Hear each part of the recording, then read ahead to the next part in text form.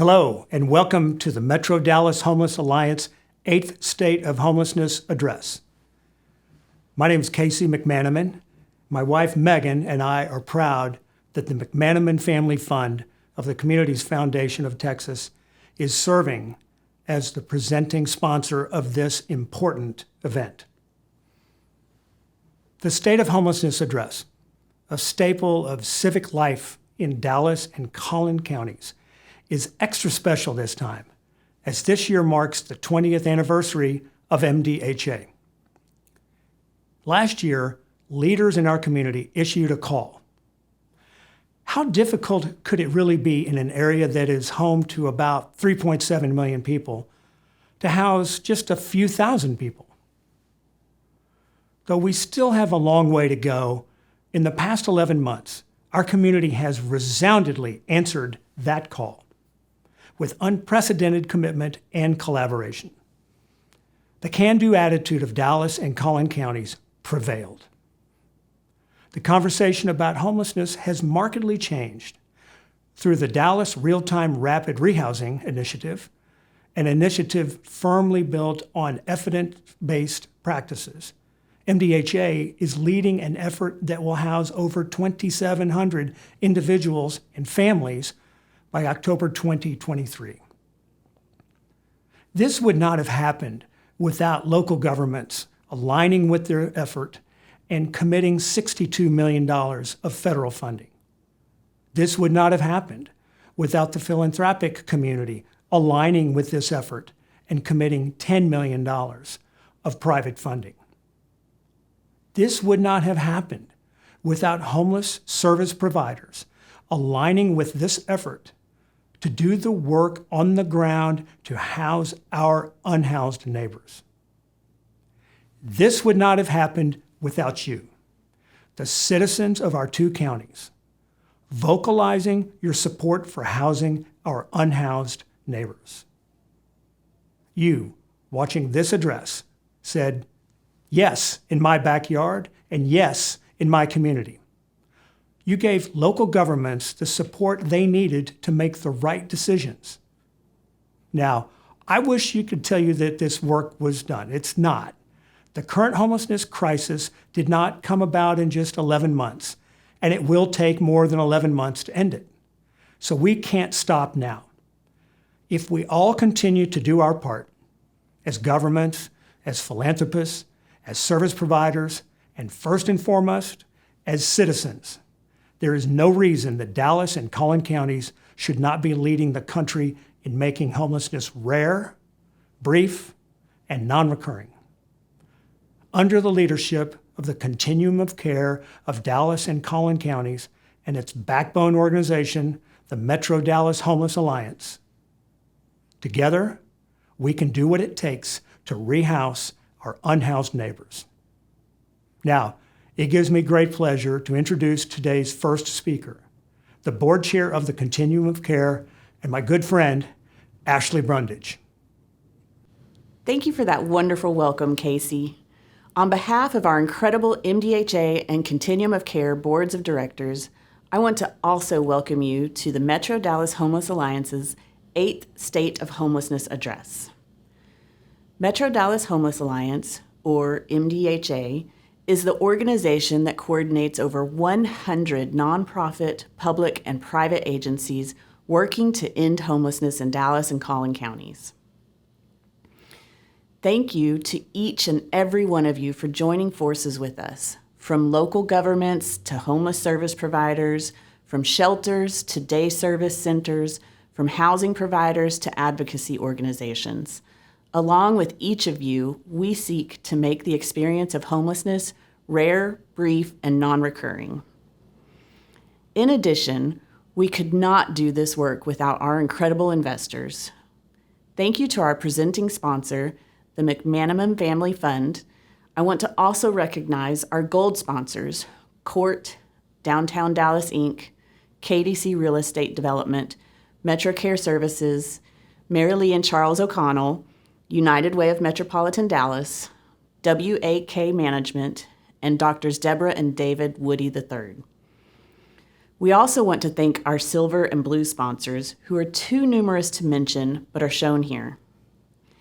Your support of MDHA is a testament to your understanding that the only way we will end homelessness is through collective impact, everyone working together towards one common goal. As you drive around Dallas and Collin Counties, it's easy to see that our unhoused neighbors do not have a safe or adequate place to call home. Over the past 2 years, MDHA and our community have worked to move towards a more comprehensive, community-wide response to ending homelessness. We are one coordinated system that brings partners together around a common vision of making homelessness rare, brief, and non-recurring. We, as a system, have set 3 big, bold goals. We seek to end veteran homelessness this year, reduce unsheltered homelessness by 50% by 2023, and reduce youth and family homelessness by 2025. Over the past year, aided by unprecedented levels of public and private funding, we built infrastructure, tested strategies, brought high-quality leaders into our system, and grew the assets of our community. And we were able to achieve these accomplishments in spite of repeated COVID-19 surges, national policy shifts such as the end of the eviction moratorium and the expanded child tax credit, and persistent racial inequities. Today's address celebrates the important work of our partners who comprise the homeless rehousing system, our collective progress toward accomplishing our goals, and the new partnerships we're building. It's a really exciting time to be engaged in this work, and we need all of your participation. I encourage you, as we discuss both our opportunities and our challenges, to think about how you can help. Now it's my honor to hand it off to Peter Brodsky, MDHA's board chair, to review our accomplishments and what's to come next. Thank you, Casey and Ashley. When the new board of MDHA was inaugurated in January of 2021, we knew that first, MDHA needed to transform internally and in its relationships within the homeless services ecosystem. Our board saw that the homeless rehousing system was looking to MDHA to be the lead voice. We saw that the previous governance structure of MDHA and the continuum of care did not yield leadership. Frankly, MDHA had lost trust in the community. For the majority of 2021, we spent time with our leaders in the homeless rehousing and services system and with leaders in the wider community to understand what the gaps in our organization and our system were and how we could rebuild. In partnership with the Funders Collaborative, Clutch Consulting, Ashley Brundage, and you, all of our stakeholders, we embarked on a journey towards a new vision for our system. In our first year, MDHA and the Continuum of Care Board of Directors focused on reestablishing our credibility and authority with our community partners. Second, we sought to improve the systems in which we capture, process, and analyze data. The implementation of our Homeless Management Information System, or HMIS, was completed in April of 2021. Next, we needed a data warehouse, a system to bridge the divide between agencies that use HMIS and those that do not use HMIS but still serve clients experiencing homelessness. Thanks to funding from the U.S. Department of Housing and Urban Development and the Addy Foundation, MDHA was able to purchase Green River's Open Path system. This system allows case managers to conduct client-by-client care coordination across agencies while allowing MDHA to pull aggregate reports to measure what is happening across the system. Eventually, as we discussed at last year's address, this has the potential to connect the homeless services ecosystem to other systems of care in our community. At the same time, MDHA recognized the need to revamp, improve, and modernize training and development for the myriad professionals that serve unhoused clients, including over 500 case managers. In the summer of 2021, we purchased and implemented the Learn Upon learning management system. To date, over 880 individual learners have utilized this learning system over a period of just 11 months. We presently offer over 20 courses through Learn Upon, with more being continuously added. With this system, we are streamlining our training to match the large influx of case managers and other professionals entering our system to drive current initiatives. We are building, improving, and enhancing the skill of those on the front lines of the fight to end homelessness. We are building a learning community, a culture of learning, which is the number one prerequisite for continuous improvement. We know that it is not enough to do our work. We need to show it too. Over the past few months, MDHA purchased and implemented tools to allow us to not only better understand and highlight trends, outliers, and patterns in system data, but to share them with you, our stakeholders. MDHA currently publishes a regularly updated dashboard for our largest initiative, the Dallas Real-Time Rapid Rehousing, and it is creating other dashboards to visually display the work of our system and its impact. This is enabling us to not only better serve all those experiencing homelessness, but actively tackle a challenge I highlighted at length 1 year ago, the racial inequities evident in homelessness. While governance and data management are important, so is the significant time and effort we invested in scaling MDHA's internal infrastructure. We recruited Jolie Angel Robinson as president and CEO to lead the organization in August of 2021, and she hit the ground running. With Sarah Kahn, our chief program officer, and Nissi New, our chief operating officer, by her side, she has grown MDHA from less than 20 staff members to a cohesive team of over 30 highly motivated and exceptionally talented professionals. There was one final component without which we knew we could not succeed. We needed a financial investment large enough to tackle such a huge challenge like homelessness. MDHA partnered with the City of Dallas, Dallas County, DHA, the Funders Collaborative, the cities of Mesquite, Grand Prairie, and Plano, as well as a host of additional investors, with lead gifts by Bank of America, Communities Foundation of Texas, and Margot Perot and family, to create an over $70 million initiative, Dallas Real-Time Rapid Rehousing. This historic undertaking will go down in our community's history as one of its most transformational projects. When I started as board chair over a year and a half ago, I and the board could not have imagined the pace at which we would progress, the transformation we would see, not only at MDHA, but in the continuum of care and in our community at large. From governance through data sharing, through creating a learning community, through external and internal transformation, to creating a once-in-a-lifetime opportunity to make homelessness rare, brief, and non-recurring, MDHA has delivered. It has transformed into the lead agency our community deserves. I want to thank everyone who worked to make this happen. MDHA's staff and board of directors, the leaders of our continuum of care, and all of our numerous partners and supporters. In the midst of our second year of this journey, we are not done and we are not slowing down. MDHA continues to focus and double down on the learning and capacity building efforts that the system needs. Now that MDHA can better analyze and visually articulate system data, we will delve deeper into system metrics, thoroughly investigate data trends, identify areas of improvement, and course correct sooner. Now, it is my honor to hand it off to Jolie Angel Robinson, MDHA's president and CEO, who will share the results of the point-in-time homeless count held earlier this year, as well as other important metrics that we track. Thank you, Peter, and hello, everyone.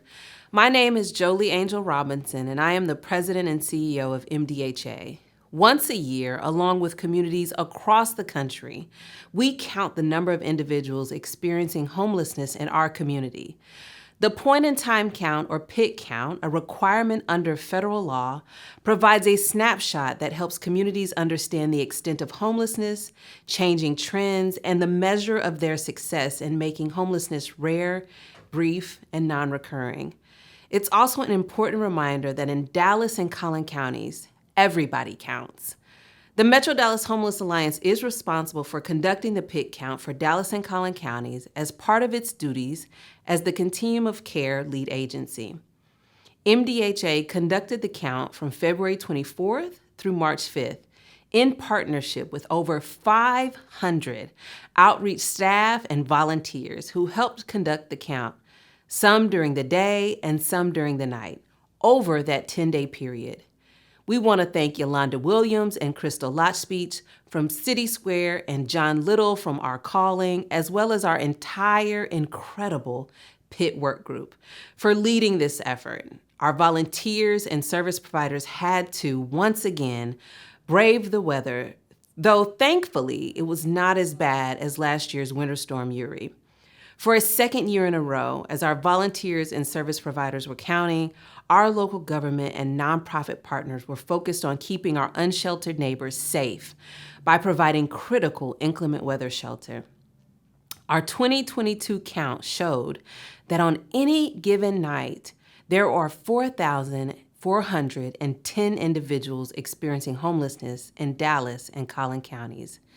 This number represents a slight decrease and is the lowest count since 2019. To interpret the story this data is telling us, it's important to consider the national and local context, which can impact changes in the numbers. On the night of the count this year, there were freezing temperatures, which meant people were sheltering from the cold at inclement weather facilities. Per HUD guidelines, inclement weather facilities are counted as emergency shelters. We would expect to see these individuals unsheltered if it were not for inclement weather. Emergency shelters and transitional housing providers were operating at a decreased capacity or not taking new clients because of COVID prevention measures. There is an unprecedented level of federal assistance for prevention and diversion efforts, like the Dallas Rental Assistance Collaborative, which has proven to be successful at helping individuals and families preserve their housing and avoid homelessness. And there has been an unprecedented level of federal resources available to scale rapid rehousing, which provides a package of rental assistance and services to individuals to regain housing. Over the last 4 years, the number of dedicated rapid rehousing units grew from just over 300 units available in 2019 to almost 1,100 units available in 2022. Rapid rehousing is a proven strategy that allows unhoused individuals to obtain housing quickly, increase self-sufficiency, and remain housed. Let's dive a little deeper. When looking at trends over time, we are going to compare against pre-pandemic point-in-time count data. When we compare homelessness across our two counties, 414 individuals experiencing homelessness resided in Collin County, representing 9% of the total counted. Since 2020, the local sheltered population, including people in emergency shelters, transitional housing, and safe havens, increased by 6%, while the population living unsheltered decreased by 15%. These changes are likely a reflection of people choosing to come inside and seek emergency shelter at inclement weather facilities, which were open the night of the count. Per HUD guidelines, inclement weather shelters are considered emergency shelters for the purpose of this count. This year, we estimate that about 400 individuals were staying at inclement weather shelters on the night of the count.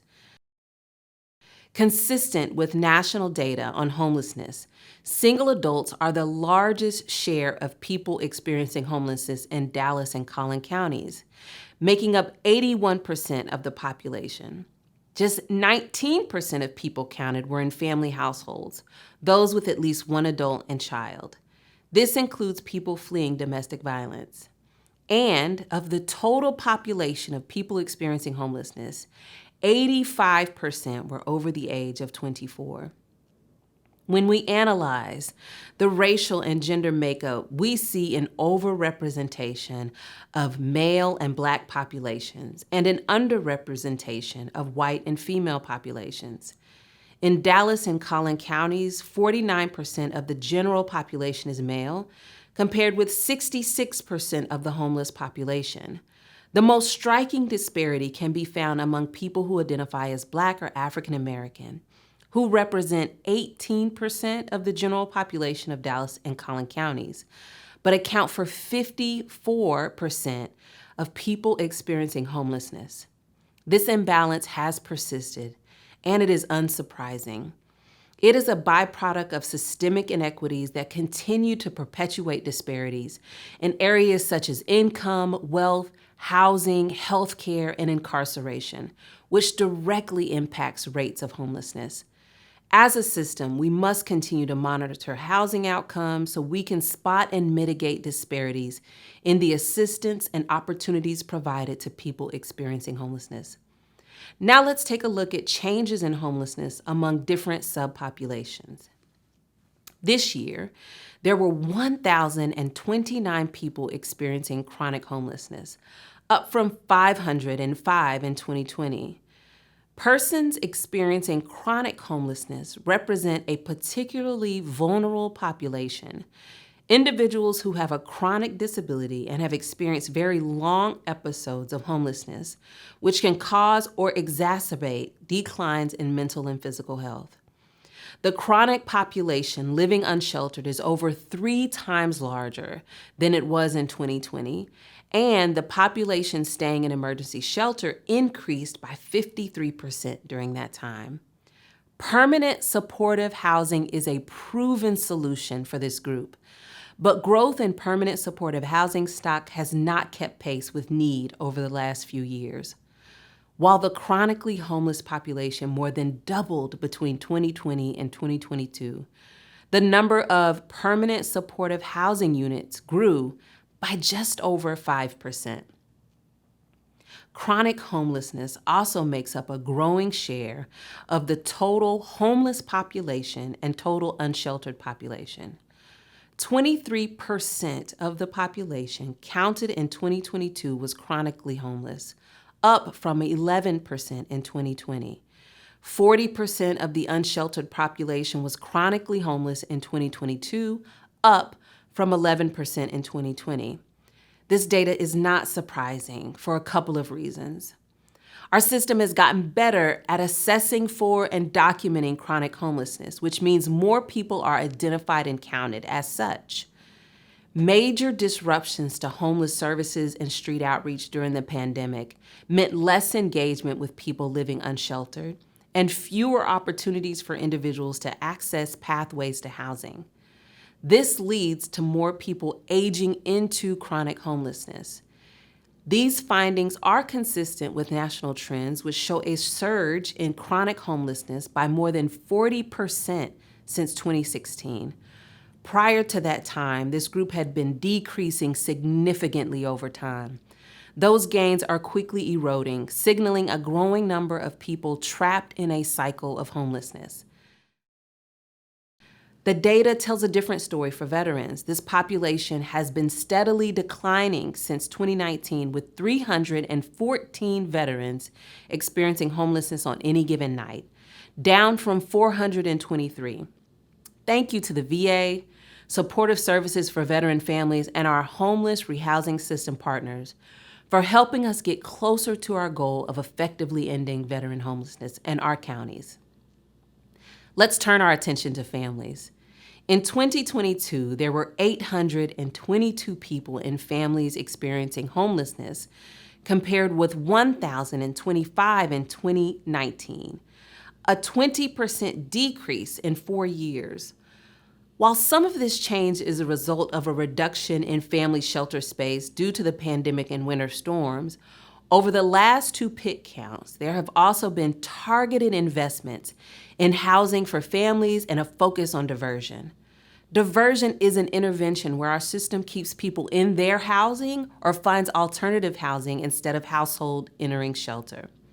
This strategy has contributed to a 20% decrease in family homelessness since 2019. Trends in data on unaccompanied youth look similar. However, this is a population that is notoriously challenging to count. Survival strategies common to youth experiencing homelessness, such as being mobile and transient, latching onto friends and staying in groups, or trying to hide in plain sight, make it challenging to accurately count this group. In 2022, 150 unaccompanied youth between the ages of 18 and 24 were identified. Improving the accuracy of this data in subsequent counts is a top priority for our community. Point-in-time counts provide data on trends over time, but they tell only part of the story about our community's capacity to end homelessness. To understand our progress at making the experience of homelessness rare, brief, and non-recurring, we look at key measures of overall system performance over time, namely, the length of time that people remain homeless, the rate at which people are exiting homelessness to permanent housing, and the percent of people who exit to permanent housing destinations but then return to homelessness. Please note, the reporting period for this data is the federal fiscal year. The latest performance report is from September 2021. Let's look at the average length of time people experience homelessness first. This includes people staying in emergency shelters, safe havens, or transitional housing projects. Shortening the time individuals remain homeless reduces trauma and frees up resources to serve more people in need. On average, people remain homeless for 100 days in Dallas and Collin Counties, a figure that has remained stubbornly steady since 2019. To meaningfully affect this measure, our community must continue to prioritize outreach and permanent housing, resources for individuals and families who have experienced homelessness for the longest amount of time. While the time it takes to house people has remained steady, we've seen a significant increase in permanent housing placements. Today, 30% of individuals exiting the system move into permanent housing, up from just 16% in 2018. This is a direct result of our significant investment in rapid rehousing. Reductions in homelessness also require that once people move back into housing, they stay there permanently. In the last 3 years, we had a slight increase in returns to homelessness. Of those who exited to permanent housing destinations, 22% returned to homelessness within 2 years, compared with 17% in 2019. This is likely a reflection of the changing housing market. Since 2019, housing costs have skyrocketed, outpacing incomes and making it difficult for vulnerable families to maintain housing. In summary, the numbers indicate a slight reduction in homelessness overall. While some of the change is likely due to the disruption of homeless service operations and the winter weather on the night of the count, the system is also getting better at creating pathways to permanent housing. The rate at which people exit to permanent housing is at an all-time high, which is a direct result of the incredible investment in rapid rehousing over the last 3 years. The homeless rehousing system is helping households avoid homelessness through diversion, a proven intervention that has contributed to a 20% decrease in family homelessness since 2019. The picture for our most vulnerable neighbors is much grimmer.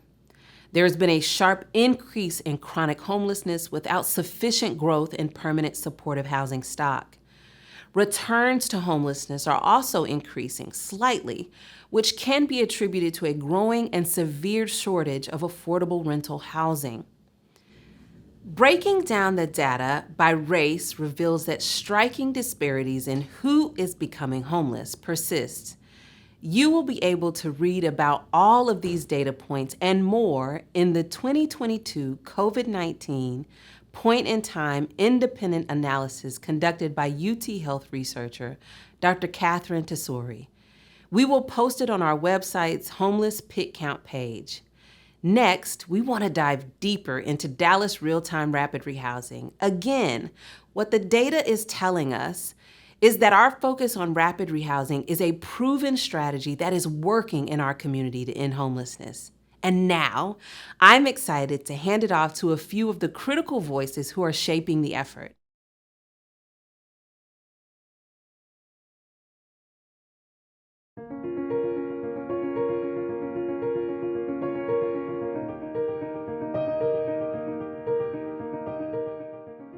At Family Gateway, we take calls 24/7 for the Homeless Crisis Helpline serving families. And so last year, when you take out some extraneous calls that we received about 1,000 more calls than we did the prior year.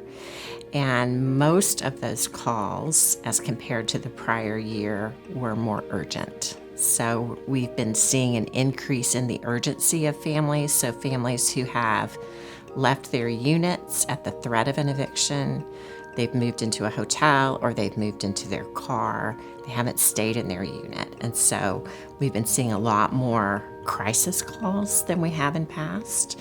And so that requires a different type of strategy to sort of help those families, solve their homeless crisis. In order to get families out of shelter and into housing, we've been really fortunate to be the recipients of the emergency housing vouchers through the Dallas Real-Time Initiative. Peter, thank you for being here. Thank you for having me. Good. Well, first of all, let's just start with, tell us what the Dallas Rapid Rehousing Program, what is that all about? So the Dallas Real-Time Rapid Rehousing Program is a program that was initiated in October of 2021. It represents a partnership among the City of Dallas, Dallas County, the entire continuum of care, and Metro Dallas Homeless Alliance, along with private donors, and Dallas Housing Authority. And together, we have amassed $72 million in cash and vouchers. And the goal is to rehouse 2,700 people who are experiencing homelessness over the next 2 years.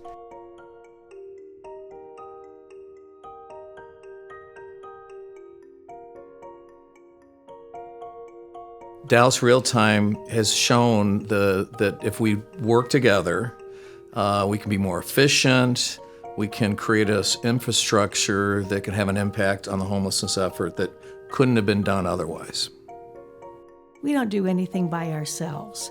And that's where the partnership of local government and private and nonprofit working together is just so healthy and so important for the success of the whole concept. We do nothing by ourselves. So DHA has had the opportunity to provide our operational expertise and also thinking outside the box, so the use of technology. And so what we have done outside of what most industries have done is we've created automation with the application process to make it seamless and most efficient for the individuals and families going through the process. And so with partnership with the continuum of care, along with the Housing Authority and other providers, we've really made the process seamless, efficient, and very easy for everyone to work through, which we feel like is something that's innovative and much different than what others are doing around the country. And we're really proud to be a part of that solution.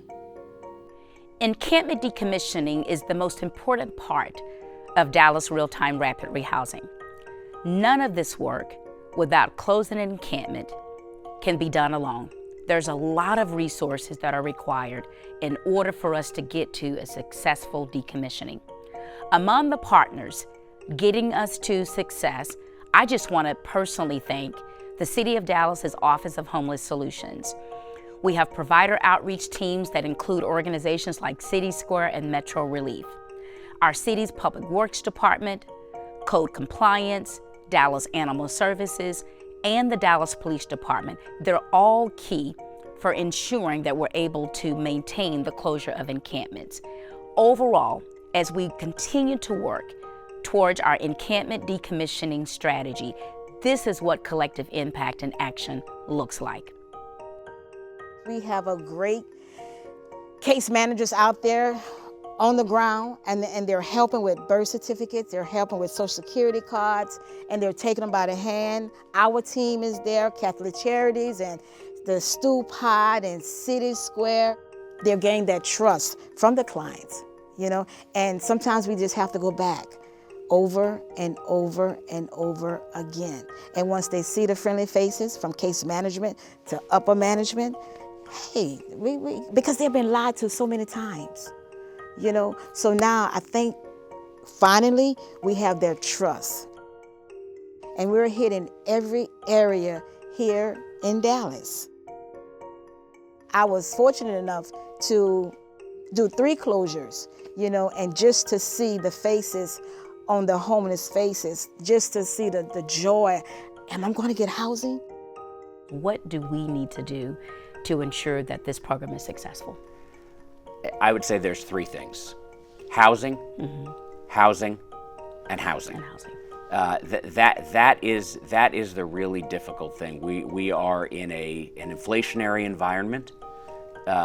We are in an environment in which people are moving to our community in droves, which is fantastic. It's a great time to live in Dallas because there's so much opportunity, but it also means that the price of housing has gone up significantly, and that landlords, they don't need us the way they do in a softer housing market. And so if they have the choice of whether to house someone with government paperwork or without government paperwork, it's a pretty easy decision. So the thing we need most is more relationships with landlords, more landlords that understand that the people that are going to be housed in their apartments are people who need another opportunity, that there's nothing scary about them, that there's no reason not to welcome them with open arms.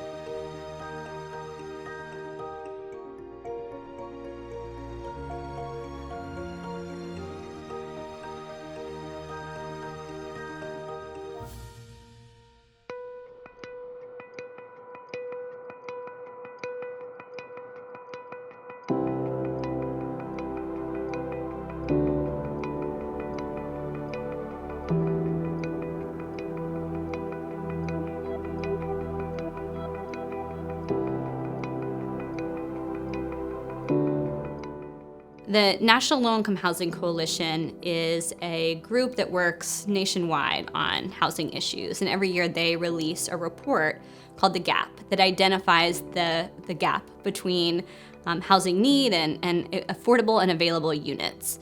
And when they looked at the Dallas-Fort Worth-Arlington metro area, what they found was that for households that are at 30% AMI and below, there are only 20 affordable and available housing units for every 100 households at that income level.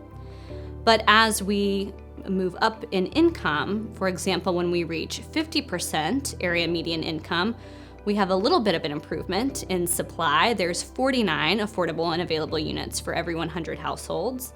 When we go up to 80% AMI, we almost have a perfect balance. There are 99 affordable and available units for every 100 households. And then when we hit area median income, we actually have a bit of a surplus. There are 107 affordable and available housing units for every 100 households at AMI. And so that housing gap is most acute for the lowest income households, both in our community as well as nationwide. It's not just about adding more units to the housing stock. That in and of itself will not be sufficient. But we need to look at that stratification by income level to see where is the need the greatest, which we know it's at for households that are at 30% AMI or below. And we need to think about what is the specific set of policies or programs or funding mechanisms to ensure that we're producing units that are truly affordable to households at that level.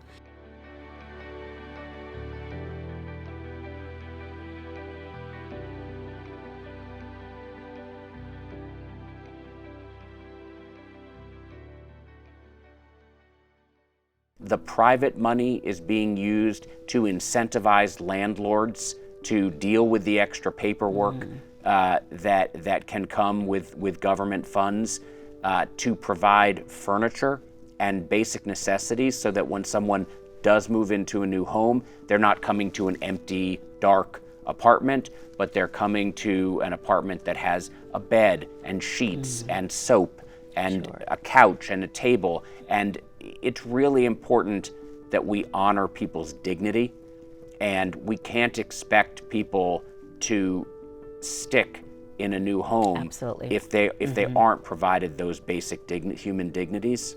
I think that furniture and moving kits are such an important factor for housing. I think a lot of people think the solution is housing, that somebody is homeless and now they're housed, and that's going to be like, oh, fantastic, they're housed, they're good to go. So now we're about to say, okay, here's your new unit, and if we do it with nothing in it, how are they going to eat their meals that day? Where are they going to sit? Where are they going to sleep?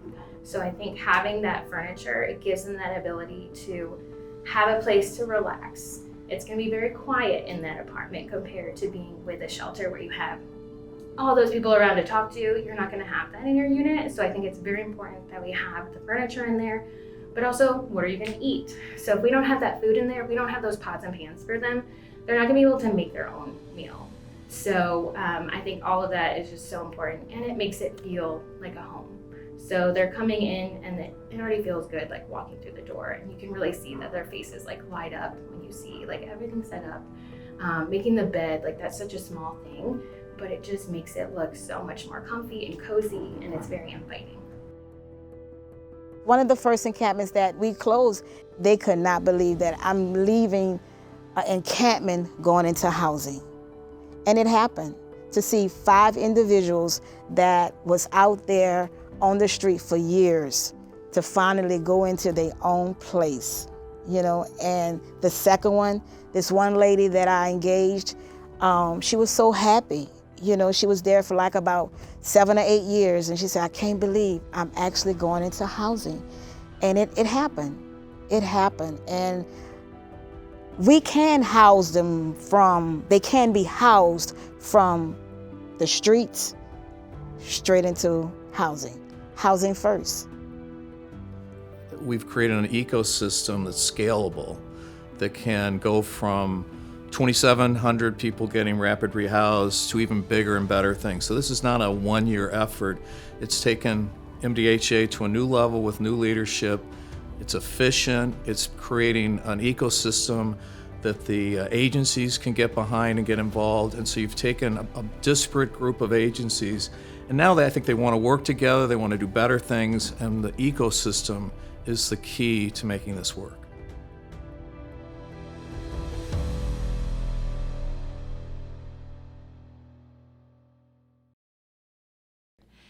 Thank you to these critical voices and everyone who helped make the Dallas Real-Time Rapid Rehousing Initiative a success.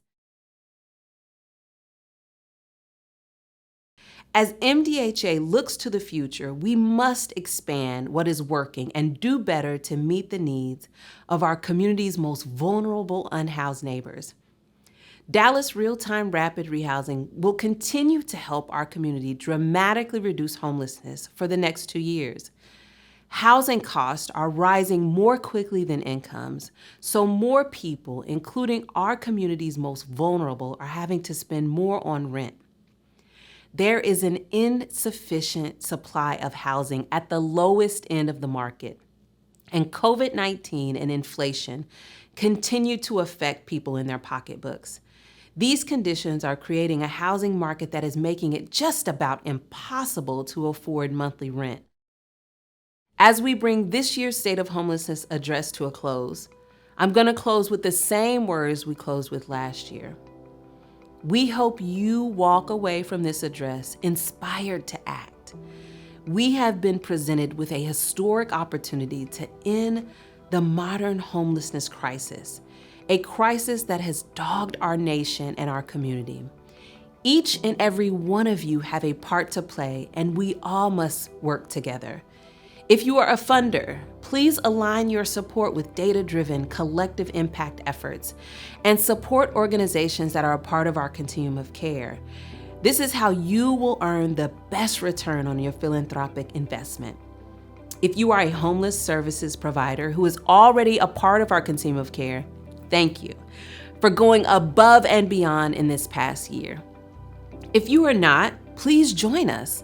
The only way we will end homelessness is through collective impact, all of us working together. If you hold the most important office in our 2 counties of citizen, it is you we depend on above all.